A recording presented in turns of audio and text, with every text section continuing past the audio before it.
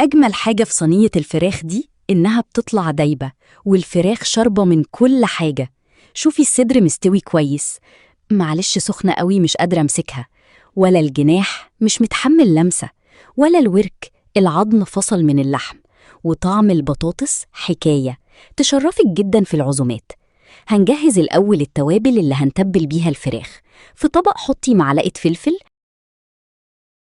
معلقة خلطة فراخ، معلقة ملح، وتبلي بيهم الفراخ وسيبيهم ساعة في التلاجة أو على حسب وقتك وظروفك. أحلى ما في الطريقة دي مفيهاش عك كتير ولا دعك مواعين كتير ولا وقفة بوتاجاز، يعني هتنقذك من وقفة المطبخ في الحر. قطعي بصل وحطي باقي التوابل اللي تبلنا بيها الفراخ، وبعد كده في صينية حطي معلقة سمنة وانزلي بالبصل. كمان قطعي قرن فلفل وكام فص ثوم، وياريت الفلفل يكون حامي هيديها طعم حلو.